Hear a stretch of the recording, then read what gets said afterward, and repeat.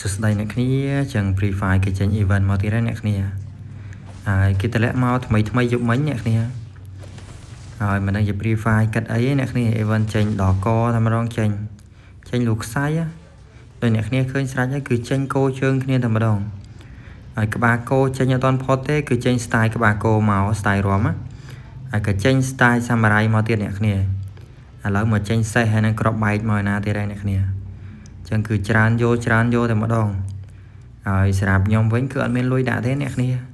តែបើស្រាប់បងអូនទាំងគ្នាដែលគាត់ឆ្លាញ់ហ្នឹងតាមអីហ្នឹងគឺអស់ច្រើនតិចហើយដោយសារតែ event ច្រើនដល់កតែម្ដងណាខ្ញុំក៏មានពេជ្រលេងដែរក៏ចាប់លេងតែម្ដងទៅដោយសារមានពេជ្រ6ជាងដែរចាប់លើកទី1 9ពេជ្របានកតាមួយដែរអ្នកគ្នាចឹងអែមស្នេហ៍ដែរប៉ុន្តែ event ភេច្រើនគឺវាអត់សំណាងទេអ្នកគ្នាបើសិនយើងចង់បានសេះនឹងតែម្ដងប្រហែលជាចាប់ទាំងអស់បានសេះនឹងបណ្ដោយហើយ Free Fire ដាក់បឆោតយើងទេវាលួងចិត្តយើងតិចតួទៅពេលចាប់បានហេងហ្នឹងវាលួងចិត្តយើងទេវាចង់ឲ្យយើងដាក់តលុយទេចឹងបងអូនអ្នកគ្នាដែលគាត់ស្រឡាញ់ហ្នឹងបើថាតាមបានតាមទៅបើតែបើថាតាមបានទេមើលថាអស់ច្រើននេះកុំតាមអីដោយសារតែវាអស់ច្រើនមែនណាអ្នកគ្នាវាបោកយើងទេ event ចេញមកជន់ជើងគ្នាហ្នឹងដើម្បីឲ្យយើងដាក់លុយហ្នឹងហើយយើងកុំដាក់តាមវាអ្នកគ្នា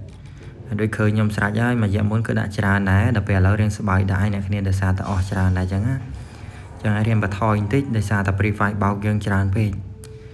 ឃើញហើយប្រវល់អត់បានទេចុងក្រោយមិញគឺអត់បានដូចគ្នាយើងសល់កាតខ្មៅដែលវា free មិញហ្នឹង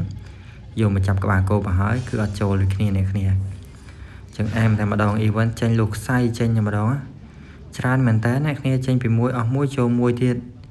ចឹងបងអូនដែលតាមអាចតាមតិចបានហើយកុំតាមច្រើនពេកដោយសារតែវាចេញច្រើនណាអញ្ចឹងអរគុណច្រើនអ្នកគ្នាចាំជួបគ្នាវីដេអូក្រោយទៀតបាយ